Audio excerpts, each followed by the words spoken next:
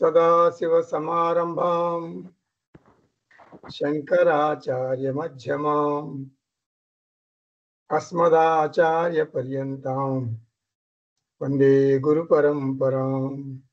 हरिः ओम्। श्रीगुरुभ्यो नमः। हरिः ओम्। 18వ అధ్యాయం 47వ శ్లోకం.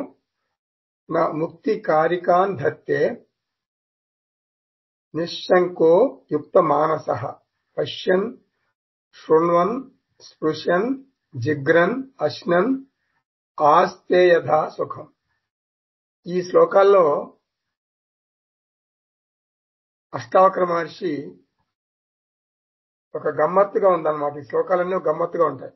అంటే జ్ఞాని యొక్క ఆధ్యాత్మిక జీవితం ఎలా ఉంటుంది అంటే మనకు కొంచెం నమ్మశక్యం కాదు. వివరిస్తున్నారు. ఏం చేస్తాడు జ్ఞాని? 5 వేదాంత రత్నాలను జీర్ణించుకున్నాడు. ఎలా? నిధిధ్యాసనం ద్వారా. నేను నిత్యముక్త సర్వవ్యాపక చైతన్యాన్ని అంటాడు జ్ఞాని. జ్ఞాని జీవితంలో ఇటువంటి మార్పులు చూసిన తర్వాత మనకి కొంచెం గందరగోళంగా, అయోమయంగా, గజిబిజిగా అనిపిస్తుంది. ఈ శ్లోకాల్ని జాగ్రత్తగా అర్థం చేసుకోవాలి మనం. ఎందుకంటే మనకి కర్మకాండ గురించి బాగా తెలుసు. ప్రారంభంలో అంటే కర్మకాండలో ఒక వ్యక్తి కర్త, భోక్త, ప్రమాత, ఇదే మనకు తెలిసింది. కర్తగా ఉంటాడు, భోక్తగా ఉంటాడు, ప్రమాతగా ఉంటాడు. కర్త అంటే కర్మలు చేస్తాడు, భోక్త అంటే అనుభవిస్తాడు, అంటే కర్మ ఫలాన్ని అనుభవిస్తాడు. ప్రమాత అంటే తెలుసుకునేవాడు. అంటే ఇది జీవభావం. ఒక వ్యక్తిలో ఇటువంటి కర్త, భోక్త, ప్రమాత అనేటటువంటి జీవభావం ఉంటే అతని జీవితం వేద పూర్వభాగం అయినటువంటి కర్మకాండలో ఉంది అని అర్థం. అంటే అతను జీవభావం పోగొట్టుకోవటానికి జ్ఞానయోగానికి రావాలి. కొత్తగా నీవు మంచిగా ధార్మిక కర్మలు చేస్తావు, అది కర్మకాండ చెబుతుంది కాబట్టి అలా చేస్తావు. అధార్మిక పనులను వదిలిపెట్టాలి. శాస్త్రం ఒక హెచ్చరిక చేస్తుంది. ఏమిటి? నీవు ధార్మిక ప్రవృత్తితో ఉంటే భోక్తగా నీవు సుఖమయ జీవితం గడపవచ్చు. అంటే కర్మకాండలో ఇవన్నీ రూల్స్ అన్నమాట. నువ్వు ధర్మం ఉంటే ధర్మో రక్షతి రక్షితః, యతో ధర్మః తతో కృష్ణః, యతో కృష్ణః తతో విజయః. ఇవన్నీ మనకు తెలుసు రూల్స్. ధర్మం పాటించాలి, పాటించి తీరాలి. ఇది కర్మకాండ రూల్స్. ధర్మం పాటిస్తే సుఖం, ధర్మం పాటించకపోతే దుఃఖం. ఇలా కర్మకాండ కర్త భోక్తలను నియంత్రిస్తుంది. జ్ఞానకాండలోకి ప్రవేశించి ఆత్మస్థితిలో ఉంటే ఏమైపోతాం? అకర్త, అభోక్త, అప్రమాత. అంటే జ్ఞానకాండలోకి ప్రవేశించగానే, ఆత్మస్థితిలో ఉండగానే నేను అకర్త అవుతాను, అభోక్తగా ఉంటాను. కాబట్టి నా దేహ స్థాయిలో జరిగే పరిణామాలకు అంటే చేంజెస్ కు నేను బాధ్యుని కాదు. అందువల్ల కర్మతో గాని కర్మఫలంతో గాని జ్ఞానకాండలోకి రాగానే మన దృక్పథం మారిపోయింది. నాకు కర్మతో సంబంధం లేదు, కర్మఫలంతో సంబంధం లేదు, ధర్మశాస్త్రంతో నాకు పని లేదు. అంటే ధర్మశాస్త్రం నన్ను కట్టడి చేయలేదు, షరతులు నాకు వర్తించవు. నా పుణ్యం, నా పాపం, నా సౌఖ్యం, నా దుఃఖం, ఈ లెవెల్లో ఉంటా నేను. ధర్మ అధర్మాభ్యాం విముక్తః, అకర్త అభోక్త అహం. కాబట్టి మొదటి పరిణామం ఏంటంటే జ్ఞానిని ధర్మశాస్త్రం కట్టడి చెయ్యదు. కర్మకాండలో ప్రమాతగా, ముముక్షుగా, కొన్ని సాధనలు చేశాను. జ్ఞానకాండలో నేను ప్రమాత కాదు, ముముక్షువును కూడా కాదు. ముముక్షువు అంటే ఏమిటి అంటే మోక్షమును కోరేవాడు. మరి ఎవరు నేనెవరిని? అహం నిత్యముక్త ఆత్మ అస్మి. కాబట్టి ప్రమాత ముముక్షువులకు ఉన్న ప్రవర్తన నియమావళి నాకు వర్తించదు. కర్మకాండలోని క్రతువులు, నియమాలు, ఆ ప్రవర్తన విధానం అవన్నీ నాకు వర్తించవు. జ్ఞానకాండలో యజ్ఞోపవీతానికి బదులు ఒక దండం ఉంటుంది. అంటే ఉపవీత దండం, రెండోది దండ. ఈ రెండు గుర్తులుగా ఉంటాయన్నమాట. నిత్యముక్త స్థితిలో ఉన్న జ్ఞానికి విధులు, నిషేధాలు లేవు కదా. ఇక్కడ చాలా చాలా సటిల్ పాయింట్ అన్నమాట. నిత్యముక్త స్థితిలో ఉన్న జ్ఞానికి విధి నిషేధాలు లేనప్పుడు ఏమైనా తప్పులు చేసే అవకాశం ఉంది కదా. అంటే నైతిక ప్రవర్తనలో తేడా ఉండొచ్చు. ఇక్కడ ఒక ప్రమాదం పొంచి ఉంది. ఏమిటి ప్రమాదం? అధార్మిక జీవనం సాగించేటటువంటి అవకాశం ఉంది. ఎవరు? జ్ఞాని. ఆత్మజ్ఞానాన్ని అడ్డం పెట్టుకుని నాకు ఈ కర్మకాండ రూల్స్ వర్తించవు అని చెబుతూ అధార్మిక జీవనం సాగిస్తే ఎలా? అలా జరుగుతుందా? ఇది ఇక్కడ ఎసెన్స్. యథేష్ట ఆచారః, యథేష్ట ఆచారః. నా ఇష్టం వచ్చినట్లు నేను ప్రవర్తిస్తాను.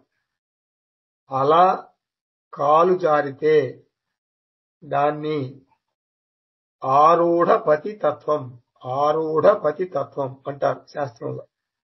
యథేష్ట ఆచారః అంటే జ్ఞానం ముసుగులో, ఆత్మజ్ఞానం ముసుగులో అనైతికంగా, అధర్మంగా జీవించటం ఈ సమాజంలో. ఏమి అర్థమవుతుంది నీకు ఈ శ్లోకాలు చదువుతుంటే? జ్ఞాని ప్రవర్తన నియమావళి గురించి మనకు అనుమానాలు వస్తాయి సహజంగా. ఏం చెబుతుంది శాస్త్రం? ఏం చెబుతుందంటే శాస్త్రం ఈ విషయాల పట్ల జాగ్రత్తలు తీసుకున్నాం. మేమంటే శాస్త్రం జాగ్రత్తలు తీసుకున్నాం. జ్ఞాని తప్పు చేయడు. వేదాంత బోధలో, నిధిధ్యాసన శిక్షణలో శాస్త్రం నీవు అంటే జ్ఞాని ధర్మ అధర్మ అతీతః, పుణ్య పాప అతీతః, 99% జ్ఞాని తప్పు చేసే అవకాశాలు లేవు అని కొట్టిపారేస్తుంది శాస్త్రం. వేదాంతి అంటే కర్మ జ్ఞానయోగి జీవనం, ఆత్మజ్ఞాని జీవితం అనైతికంగా ఉండదు అని ఎవరు? శాస్త్రం చెప్తుంది. ఎందుకని అనైతికంగా అధర్మంగా ఉండదు అంటే కొన్ని కారణాలు చెప్తుంది శాస్త్రం. ఇది చాలా జాగ్రత్తగా మనం వినాలి. ఎందుకు అధర్మం చేయడు జ్ఞాని ఈ సమాజంలో అంటే ఆత్మజ్ఞానం వలన అతనికి లోపల అంటే ఇన్నర్ స్ట్రెంగ్త్ అంటారు దాన్ని, ఇన్నర్ మెచ్యూరిటీ, ఇన్నర్ బ్యూటీ, ఒక బలమైనటువంటి పరిణితి, ఒక నియంత్రణ వస్తుంది. అంటే లోపల ఉంటుంది. అది ఆంతర్యంలో మన బయటికి కనపడదు. మన బయటికి అజ్ఞాని జ్ఞాని ఒకటిగానే ఉంటారు. ఆ ఇన్నర్ మెచ్యూరిటీ ఉండటం మూలాన ఇన్నర్ ఇన్సులేషన్ అంటారన్నమాట. ఉండటం మూలాన లౌకిక కర్మల్లో జ్ఞాని ధర్మం తప్పులు చేయడు. అంటే పరిపుష్టిగా జ్ఞానం ఉండటం వల్ల తన జీవితంలో జ్ఞాని ఎప్పుడు తప్పులు చేయడు. ఇది ఒకటి. ఫస్ట్ పాయింట్ నేను చెప్పింది ఇది. పరిపుష్టంగా ఇన్నర్ స్ట్రెంగ్త్ మూలాన జ్ఞాని తప్పులు చేయడు. అంటే ఒక గ్లోవ్స్ పెట్టుకుంటే హై టెన్షన్ వైర్ మన కరెంట్ షాక్ కొట్టదు. అంటే గ్లోవ్స్ ఉన్నాయి కదా, ఆ గ్లోవ్స్ అనేటటువంటి ఆత్మజ్ఞానం ఉండబట్టి మన సమాజంలో హై టెన్షన్ వైర్ సమాజంలో తిరుగుతున్నా కూడా తప్పులు చేయరు. అంటే పుష్కలంగా లోపల ఆత్మజ్ఞానం ఉంది కాబట్టి. అది మొదటిది నేను చెప్పిన పాయింట్. ఇంకా రెండో పాయింట్కి వస్తున్నా. జ్ఞానకాండకు రాకముందు ఏం చేశాడు జ్ఞానయోగి? చాలా సంవత్సరాలు కర్మయోగాన్ని పాటించాడు. మరి సాధన చతుష్టయ సంపత్తిని పొందాడు. కర్మయోగ, ఉపాసన యోగ, మరి దైవ సంపత్తి, ఇవన్నీ శుభ్రంగా ఉన్నాయి, క్షుణ్ణంగా ఆచరించాడు. అంటే ధర్మశాస్త్రాన్ని చాలా కాలం అనుష్ఠించాడు. కాబట్టి ఈ జ్ఞానయోగి, ఈ ఆత్మజ్ఞాని, ఈ వేదాంత విద్యార్థి మనసులో, అంటే సుప్త చేతన మనస్సులో, సుప్త చేతన మనసు అంటే లోపల ఉన్న మనసు అనమాట, మన పై కనపడే మనసు కాదనమాట. స్టోర్ లోపల స్టోర్ అయిపోయింది మనసులో. ఆ స్టోరింగ్ మనసుని సుప్త చేతన మనసు అంటాం. ఆ సుప్త చేతన మనసులో ధర్మం పూర్తిగా నిండి ఉంది. ధర్మం కాబట్టి ఒకవేళ అనైతిక వ్యక్తి, అధార్మిక వ్యక్తి వేదాంతానికి వస్తే గురువు బాబు కొంతకాలం ధార్మిక జీవితం గడుపు అని సలహా ఇస్తాడు. ఆ తర్వాత వేదాంతానికి రమ్మంటాడు. అధర్మపరుడికి గురువు వేదాంతం బోధించడు. బాధిత అనువృత్తి వ్యక్తిని సహజంగా ధార్మిక జీవనం గడపమని హెచ్చరిస్తుంది శాస్త్రం. ఇప్పుడు పొద్దున్నే నిద్రలేస్తాను, ఎందుకు? దీనికి ఒక ఉదాహరణ చెప్తున్నా మీకు. సుప్త చేతన మనసులో అంత పూర్తిగా ధర్మం నిండి ఉంది అంటానికి ఉదాహరణ. మనం పొద్దున్నే మనం 8:30 కల్లా ఆఫీస్లో ఉండాలి అంటే మన ఇంట్లో ఎన్నింటికి బయలుదేరాలి, మనం ఎన్నింటికి నిద్ర లేవాలి, ఒక ప్రణాళిక ఉంటుంది కదా మనకి. ఆఫీస్కి వెళ్ళాలి. కొన్నాళ్ళు ఏం చేస్తాం, స్టార్టింగ్ లో అలారం పెట్టుకుంటాం జాబ్ వచ్చిన కొత్తలో. తర్వాత ఒక 5-6 నెలలు ప్రాక్టీస్ చేసిన తర్వాత, అలారం పెట్టుకున్న తర్వాత, మనకు ఏదో కొన్ని కారణాల వల్ల రాత్రిపూట 2 దాకా మెలకుతో ఉన్నా కూడా టైం ప్రకారం మార్నింగ్ 4:30కి మెలకు వచ్చేస్తుంది. ఆటోమేటిక్ గా ఆ టైంకి మెలకు వచ్చేస్తుంది. ఎందుకు? అలవాటు పడిపోయాం. సుప్త చేతన మనస్సులో అలారం మోగుతుంది, బయట అలారం మోగపోయినా కూడా లోపల అలారం మోగుతుంది. అలాగే జ్ఞానిలో ధర్మవాసనలుంటాయి.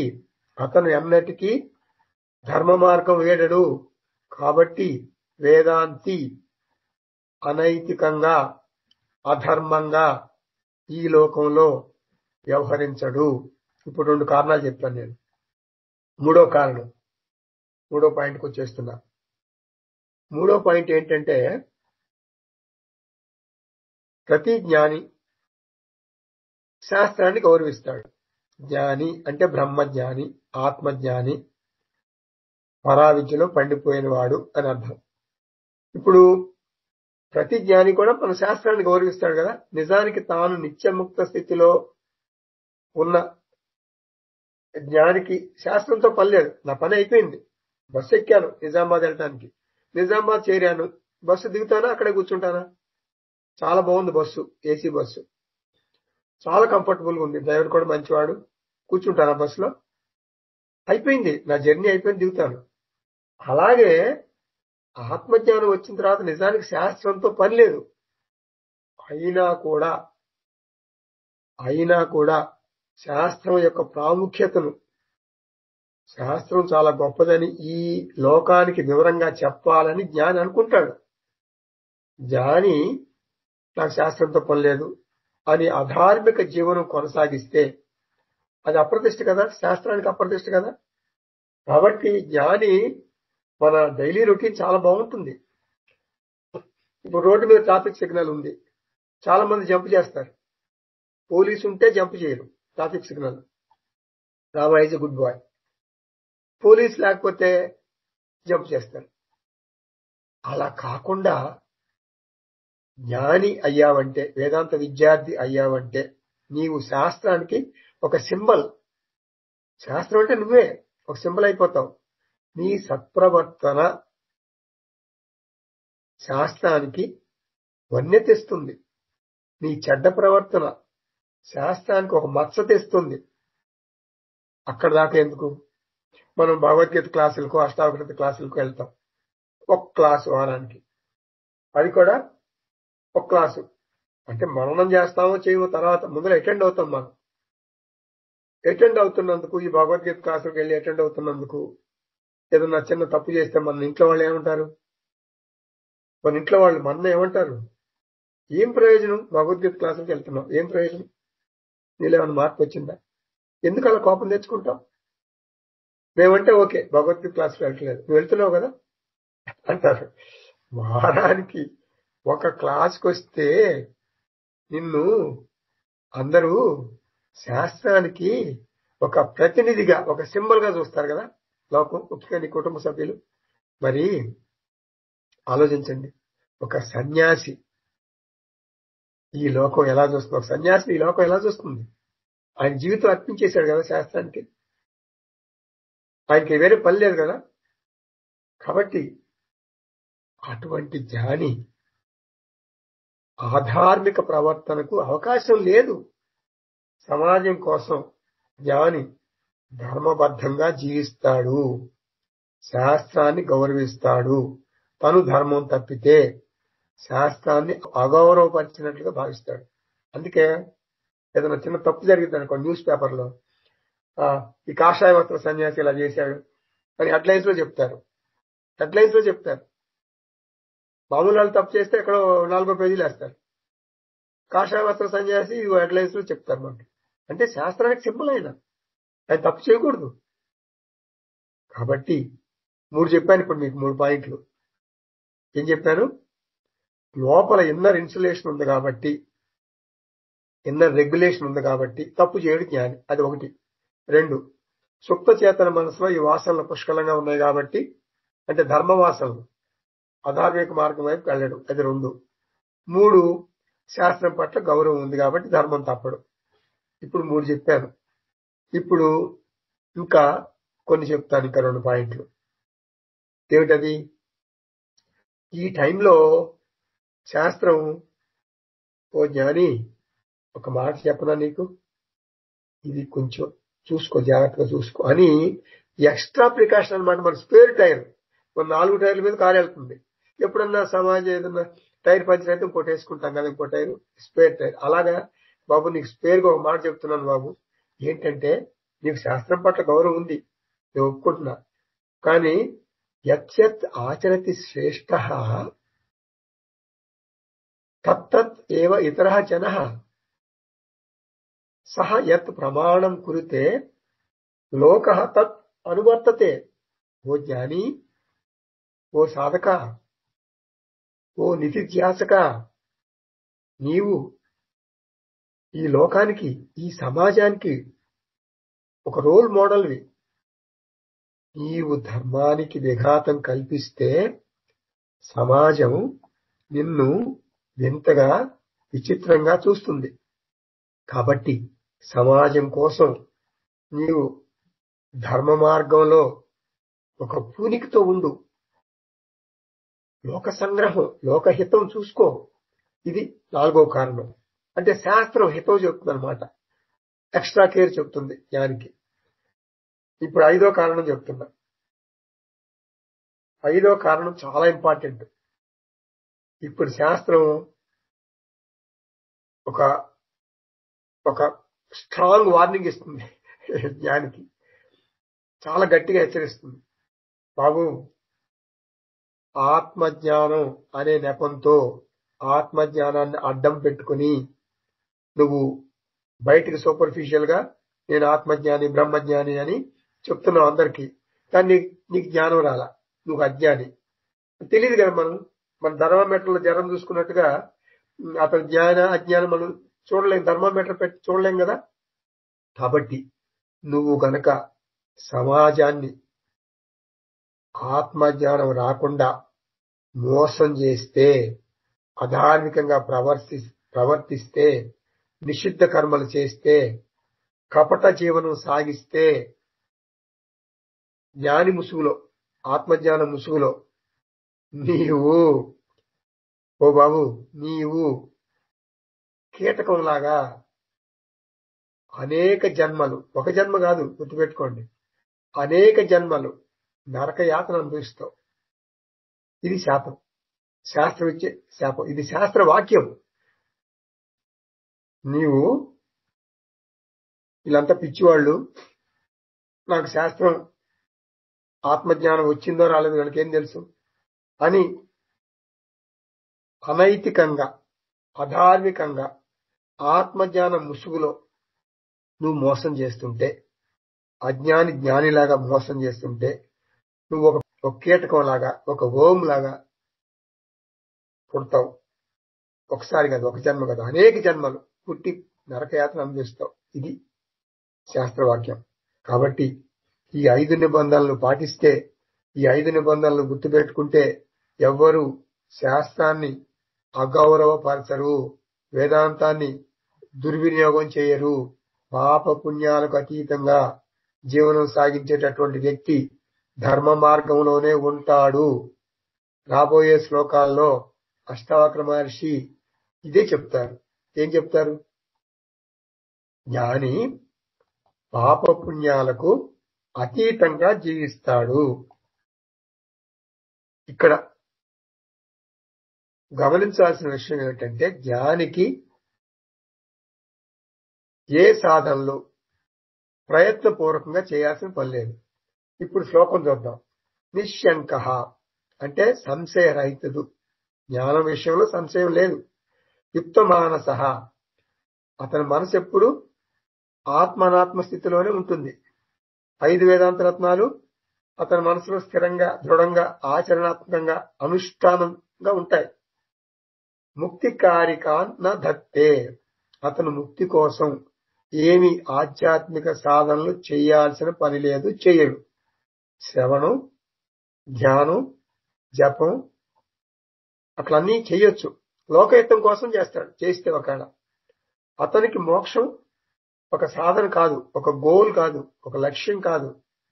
అతనికి మోక్షం సాధ్యం, సిద్ధ వస్తువు, ఆల్రెడీ సిద్ధించింది. అతనికి నిధిధ్యాసన ఏమిటి? ఇంకా మోక్షం నా లక్ష్యం కాదు, నేను నిత్యముక్త. యథా సుఖం ఆస్తే, జీవన్ముక్తితో సుఖంగా జీవిస్తాడు. పశ్యన్, చూస్తాడు చక్కగా, అంటే ఎక్స్పీరియన్స్ చేస్తాడు, అంతా అనుభవిస్తాడు. శృణ్వన్, అంతా చక్కగా వింటాడు. స్పృశన్, అంతా తాకుతాడు, టచ్ చేస్తాడు, స్పృశిస్తాడు. జిగ్రన్ అంటే ఆఘ్రానిస్తాడు, అంటే వాసన చూస్తాడు. ఎందుకు? లోకహితం కోసం. లోకహితం కోసం వ్యవహారాలు చేస్తాడు. ఇది ప్రారబ్ధ స్వభావం అనుకుంటాడు. ప్రారబ్ధ వాసనలు నిర్ణయిస్తాయి. ఏం నిర్ణయిస్తాయి? జ్ఞాని గురువుగా శిష్యులకు వేదాంతం బోధిస్తాడు. ఇది ఒక కాన్సెప్ట్. లేకపోతే ఒక గుహలో ప్రశాంతంగా మౌనంగా జీవితం గడుపుతాడు. ఇది ఒకటి. లేకపోతే ఒక ఆశ్రమం నిర్మించుకుని శిష్యులకు ఆశ్రమం కల్పిస్తాడు. లేకపోతే హాస్పిటల్స్ కడతాడు, విద్యా సంస్థలు కడతాడు. అట్లా సమాజ సేవ చేస్తాడు. ఈ వ్యవహారాలన్నీ కూడా ధార్మికంగా ఉంటాయి. 48వ శ్లోకం. వస్తు శ్రవణ మాత్రేణ శుద్ధ బుద్ధిర్ నిరాకుల, నైవాచార అనాచారం ఔదాస్యం వా ప్రపశ్యతి.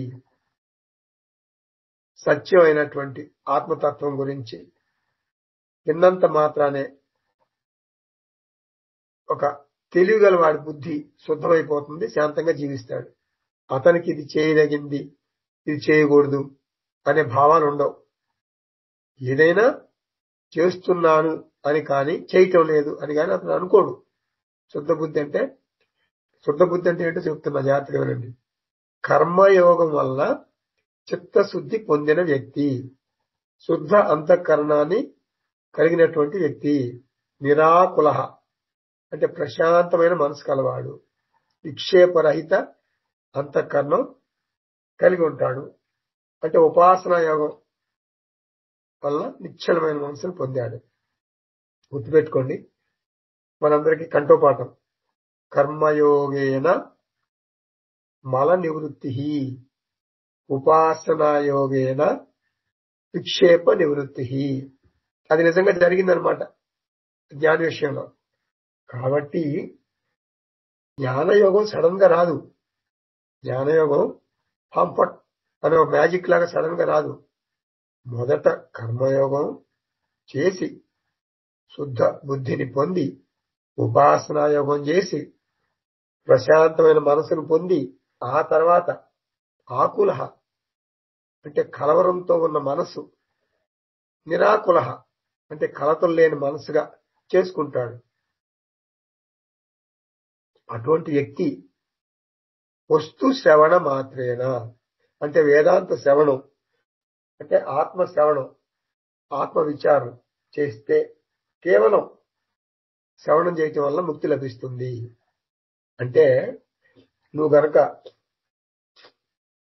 కర్మయోగం ఉపాసన యోగం గనక చక్కగా చేస్తే అప్పుడు వేదాంత శ్రవణం చేయగానే నీకు లభిస్తుంది ముక్తి, మోక్షం వచ్చేస్తుంది.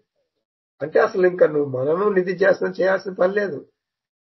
కర్మయోగంలో ఉపాసనా యోగంలో పండిపోయిన వ్యక్తికి జ్ఞానయోగం చాలా తేలిగ్గా వంటపడుతుంది. కానీ చాలా మంది ఏం చేస్తారంటే కర్మ ఉపాసనలు చేయకుండా ఎవరు చూడొచ్చారు, ఇప్పుడు ఈ క్లాస్కి రావాలంటే మనం సర్టిఫికెట్ చూపించాలా, నేను కర్మయోగం చేశాను జ్ఞానయోగం చేశాను అని ఎవరన్నా మనకు సర్టిఫికెట్ ఇస్తారా? అట్లా చేయకుండా డైరెక్ట్ గా దొడ్డిదారిన వచ్చిన వ్యక్తికి జ్ఞానయోగం అర్థం కావటానికి కొన్ని జన్మలు పట్టొచ్చు. అది ముక్త భవతి, నిత్యముక్త ఆత్మను నేను తెలుసుకుంటాడు. అనాత్మ పండిపోతే వెంటనే అనాత్మ నుండి విడిపోయి ఆత్మస్థితిలోకి ఒక క్షణంలో దూకుతాడు సాధకుడు. ఇప్పుడు మీకు మంచి ఎగ్జాంపుల్ చెప్తాను నేను. అదేంటంటే ఒక మామిడికాయ ఉంది, పచ్చి మామిడికాయ చెట్టును అంటి పెట్టుకుని ఉంటుంది కదా. అది పండితే, అదే పచ్చి మామిడికాయ పండితే వెంటనే మామిడి చెట్టు నుండి రాలిపోతుంది. అనాత్మ మామిడికాయ కర్మయోగ ఉపాసనా యోగ మామిడికాయను మామిడి పండుగా మారటానికి కారణం అవుతాయి. అనాత్మ రాలిపోతుంది, ఆత్మసిద్ధి కలుగుతుంది. నేను అంటే ఏమిటి అర్థం? నేనంటే స్థూల సూక్ష్మ కారణ శరీరాత్ వ్యతిరిక్త అవస్థాత్రయ సాక్షి. నేను ఏకాంతంగా ఉండగలను. అనాత్మ పండలేదనుకోండి, అనాత్మ పండకపోతే నేను అంటే డిస్టర్బ్డ్ మైండ్ అన్నమాట, చెదిరిన మనస్సే ఉంటుంది. కాబట్టి మనస్సు శుద్ధి కావాలి, మనస్సు పండాలి. ఎందుకు మనస్సు పండాలి? ఎందుకు పండాలి మనసు? నేను మనస్సు కాదు అని వదిలేయటానికి. అనాత్మ పండాలి. అనాత్మ ఎందుకు పండాలి? నేను అనాత్మను కాదు అని అనాత్మను వదిలేయటానికి. ఇది సహా నిత్యముక్త భవతి.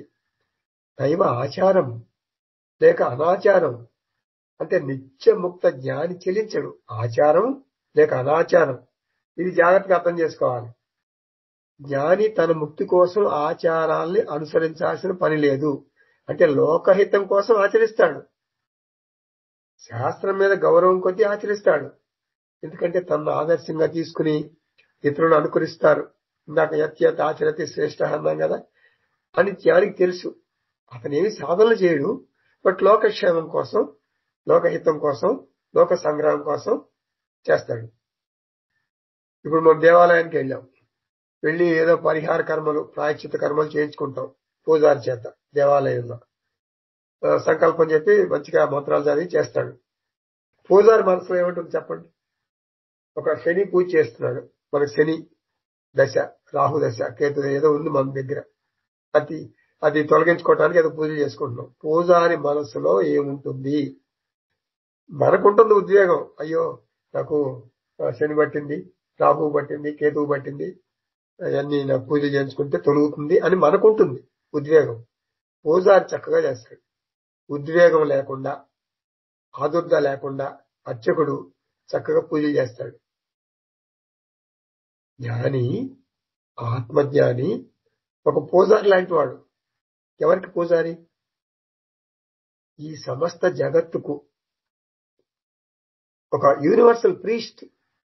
ఇప్పుడు మనం పూజలు ఏం చేయించుకుంటున్నాం? పూజారి చేత ఎందుకు చేయించుకుంటున్నాం? గుళ్ళో నాకేదో ప్రాయశ్చిత్త కర్మలు, నాకు శని పట్టింది, నాకు రాహు కేతు ఇవన్నీ ప్రాబ్లమ్స్ ఉన్నాయని పరిహార కర్మలు మనం చేయించుకుంటున్నాం.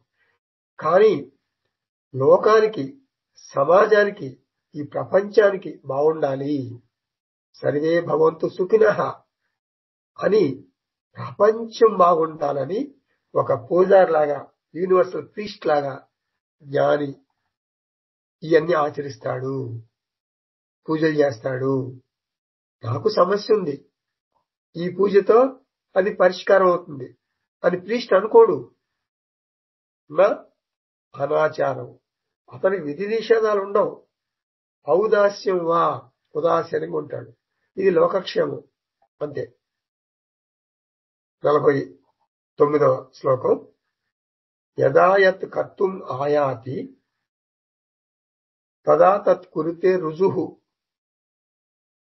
శుభం వ్యాప్య శుభం వాపి తస్య చేష్టా హి బాలవత్. జ్ఞాని తనకు ప్రాప్తించినటువంటి ఏ కర్మలైనా, అవి మంచివి గాని చెడ్డవి గాని, సమదృష్టితో ఆచరిస్తాడు, శాంతంగా ఆచరిస్తాడు. కేవలం ఒక బాలుని వలె ఆచరిస్తాడు. అంటే అతని ప్రవర్తన ఒక బాలుడిలాగా ఉంటుందన్నమాట. ఈ శ్లోకాలు చెప్పాను కదా, 48, 49 ఇవన్నీ కూడా 50 శ్లోకం మనకు రాబోతుంది. ఇవన్నీ చాలా సీక్రెట్ శ్లోకాలు అన్నమాట. చాలా చాలా గూఢార్థాలు ఉన్నాయి లోపల. ఇవి ఈ పబ్లిక్ లోకి వెళ్ళకూడదు, అంటే జనంలోకి వెళ్ళకూడదు. అంటే జనాలు అపార్థం చేసుకుంటారు, మీకు అర్థమవుతుంది, కానీ సామాన్య మానవులకి, లౌకిక దృష్టితో చూసే వాళ్ళకి అర్థం కావు. రుజుహు అంటే ధార్మిక జ్ఞాని, సహజంగా ధార్మికంగా ఉండేటటువంటి జ్ఞాని. తత్ కురితే, వ్యవహారాలు చేస్తాడు, అనేక వ్యవహారాలు చేస్తాడు, కానీ అతనికి ఏం కోరికలు ఉండవు జీవితంలో. ధర్మం, అధర్మం, మరి అంటే ధర్మం అధర్మం కాదు, ధర్మార్థ కామాలు. ధర్మార్థ చతుర్థ పురుషార్థాల్లో ఉన్నాయి కదా ఇవి. ఈ ధర్మార్థ కామాల మీద ధ్యాస ఉండదు, అవి పరిమితం, అవి అనిత్యం అని జ్ఞానికి తెలుసు. మరొక విషయం ఏంటంటే, అతనికి మోక్షం మీద కూడా కోరిక లేదు. ఎందుకు? అతను నిత్యముక్త స్థితిలో ఉన్నాడు ఆల్రెడీ. కాబట్టి జ్ఞానికి చతుర్విధ పురుషార్థాలు లేవు, అంటే హ్యూమన్ గోల్స్ లేవు. నైవ తస్య కృతేన అర్థః న అకృతే ఇహ కశ్చన. అతనికి వ్యక్తిగతంగా ఏమీ సాధించాల్సిన లక్ష్యాలు లేవు. లోకోద్ధరణ కోసం కర్మలు చేస్తాడు. అతను గృహస్థు అయితే ఒక ప్రీస్ట్ లాగా, ఒక పూజారి లాగా, ఒక అర్చకుడి లాగా కుటుంబ వ్యవహారాలు చేస్తాడు. గృహస్థాశ్రమంలో ఉంటే అతను అన్నీ చేస్తాడు, కానీ అతని మానసిక స్థితి మాత్రం అసక్తతతో ఉంటుంది. అందుకే శ్రీకృష్ణ భగవానుడు అంటాడు భగవద్గీతలో, సక్తాః కర్మణి అవిద్వాంసః యథా కుర్వంతి భారత, కుర్యాత్ విద్వాన్ తథా అసక్తః చికీర్షుః లోక సంగ్రహం. అర్జున, తాత్పర్యం చెప్తున్నాను. ఇది 3వ అధ్యాయంలో 25వ శ్లోకం. అర్జున, అజ్ఞానులు కర్మల యందు ఆసక్తితో ఆచరిస్తారు. జ్ఞాని ఆసక్తి రహితుడై లోకహితం కోసం కర్మలను ఆచరిస్తాడు. సంధ్యావందనం చేసినా కూడా తన కోసం తను చేసుకోడు. అతను నిత్యముక్త ఆత్మ అని అతనికి తెలుసు కదా. తత్తత్ కురితే ఇలా అనేక వ్యవహారాలు చేస్తాడు. యత్ కర్తుం ఆయాతి. కుటుంబంలో ఉంటే కుటుంబం కోసం పనులు చేస్తాడు. సన్యాసి అయితే సమాజం కోసం చేస్తాడు. అరణ్యంలో ఉంటే తన స్వరూప స్థితిలో ఉంటాడు, స్వస్వరూప స్థితిలో ఉంటాడు. ఆ పరిస్థితులను బట్టి ప్రవర్తిస్తాడు. అందుకే మహాత్ములు లోక సంగ్రహం కోసం, లోక సంగ్రహం అంటే లోకహితం అని గుర్తుపెట్టుకోండి.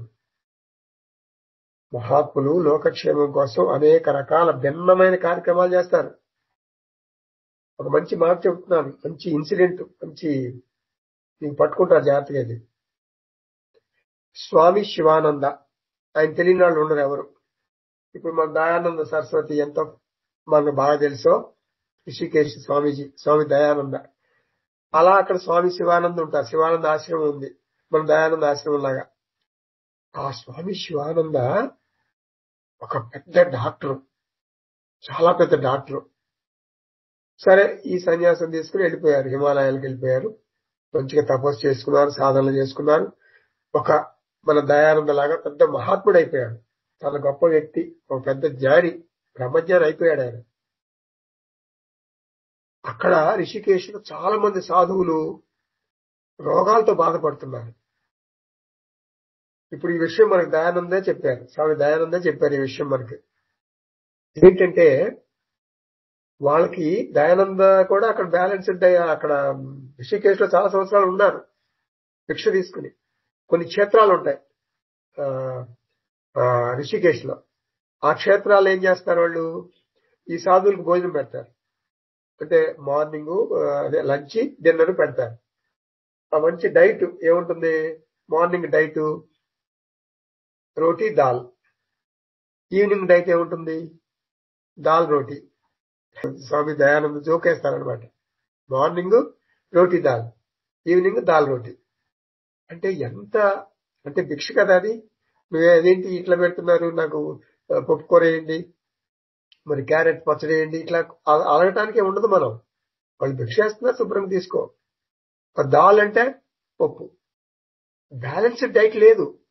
మార్నింగ్ అదే, ఈవినింగ్ అదే.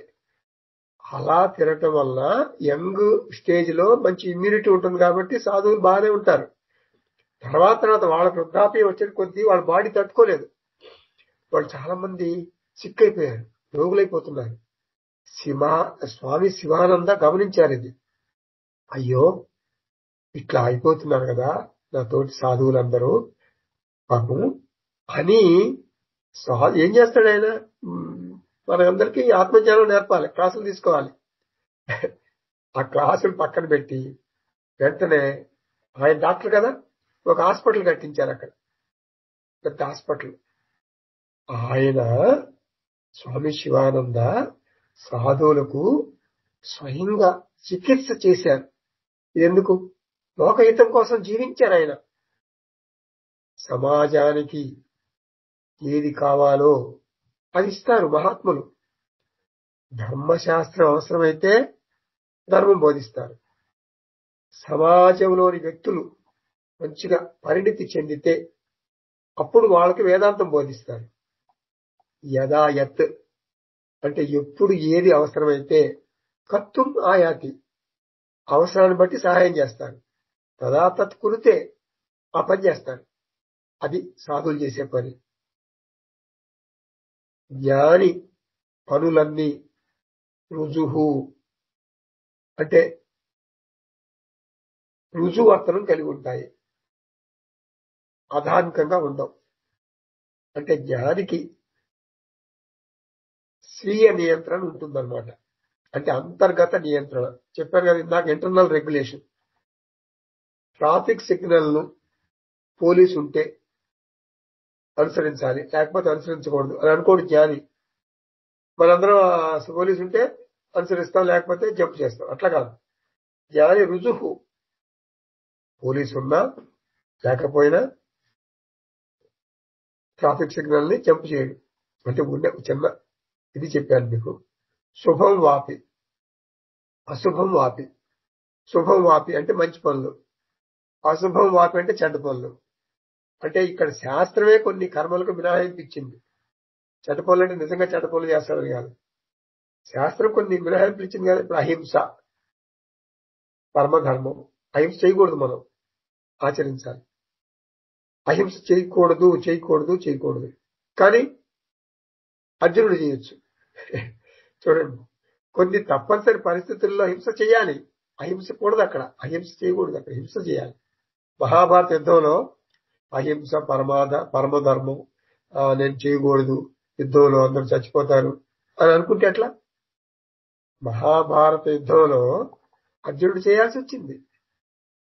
అట్లా అటువంటి కర్మలు కూడా జ్ఞాని ఆచరిస్తాడు. పశ్య చేష్టాహ బాలవత్ అంటే అతనికి జీవితం, అతని జీవన యానం ఒక పసిబాలుడు ప్రవర్తన లాగా ఉంటుంది. అంటే జ్ఞాని ప్రవర్తన ఒక చిన్నపిల్లవాడి ప్రవర్తన లాగా ఉంటుంది. అంటే ఎట్లా చెప్తారు ఇది? చిన్నపిల్లవాడు ఏం చేస్తాడు? ఏం రూల్స్ ఉండవు చిన్నపిల్లడికి. అసలు గవర్నమెంట్ కూడా రూల్స్ పెట్టదు. కొంత వయసు వచ్చిన తర్వాతే గవర్నమెంట్ రూల్స్ పెడుతుంది పసిపిల్లలకి.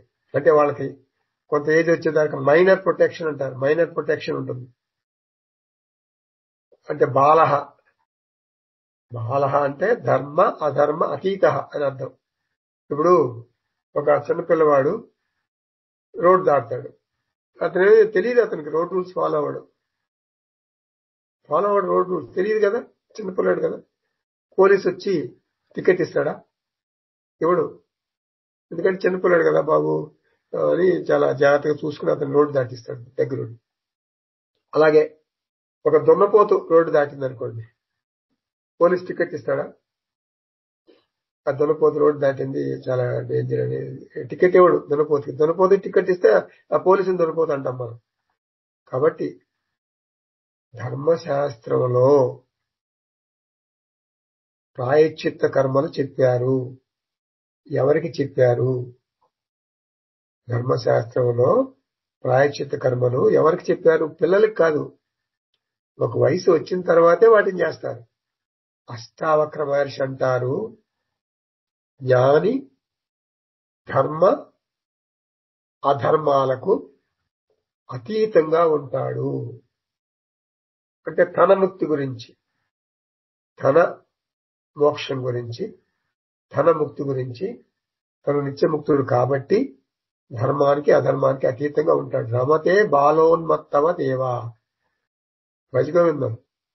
రమతే బాలోన్మత్తవ దేవా అంటే బాలవత్, చిన్న పిల్లవాడి వలె జ్ఞాని ప్రవర్తిస్తాడు. కానీ పిల్లవాడిలాగా అజ్ఞాని కాదు. జ్ఞాని చిన్న పిల్లవాడిలాగా ప్రవర్తిస్తాడు, కానీ జ్ఞాని చిన్న పిల్లవాడిలాగా అజ్ఞాని కాదు.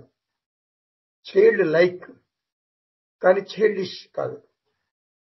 జ్ఞాని స్వీయ నియంత్రణ ఉన్నటువంటి వ్యక్తి. కాబట్టి ఈ శ్లోకాలు, ఈ ముఖ్యంగా 48, 49, 50, 47 ఈ 4 శ్లోకాలు కూడా జాగ్రత్తగా అర్థం చేసుకోవాలన్నమాట. అంటే పారమార్థిక దృష్టితో అర్థం చేసుకుంటేనే మనకి వీటి అర్థం స్పష్టంగా తెలుస్తుంది.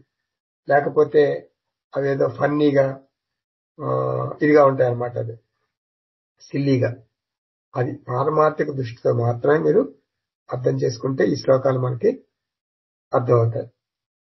ఇది జ్ఞాని యొక్క ప్రవర్తన. జ్ఞాని ఎప్పటికీ తప్పు చెయ్యడు. ఆత్మజ్ఞానం అనే ముసుగులో జ్ఞాని ఈ సమాజానికి ఎప్పుడు ఒక థ్రెట్ కాదు. జ్ఞాని తన ప్రారబ్ధ వాసనలను బట్టి, తన స్వభావం, ప్రార్థన అంటే జ్ఞాని అందరి జ్ఞానులు ఒకే రకం ఉండరు. ఇప్పుడు రమణ మహర్షి ఒక రకంగా ఉన్నారు, సదాశివ బ్రహ్మేశ్వరం ఇంకో రకంగా ఉన్నారు, అలా మరి రామకృష్ణ పరమహంస ఒక రకంగా ఉన్నారు. ఇలా ఎవరికి తోచినట్లుగా వాళ్ళు ఉంటారు, ప్రవర్తిస్తారు. ఎందుకంటే వాళ్ళ స్వభావాలు వాళ్ళకు ఉంటాయి. అది ప్రారంధం నిర్ణయిస్తుంది వాళ్ళ స్వభావాన్ని. సో ప్రారంధం నిర్ణయించినటువంటి ఆ స్వభావానికి తగ్గట్టుగా లోక హితం చేస్తూ జ్ఞాని ఈ లోకంలో ఆత్మ జ్ఞానంలో ఆత్మస్థితిలో రమిస్తారు అని మనం అర్థం చేసుకోవాలి. స్వస్తి. ఓం పూర్ణమద పూర్ణమిదం పూర్ణాత్ పూర్ణముదచ్యతే పూర్ణస్య పూర్ణమాదాయ పూర్ణమేవావశిష్యతే. ఓం శాంతి శాంతి శాంతి. హరి ఓం. శ్రీ గురుభ్యో నమః. హరి ఓం.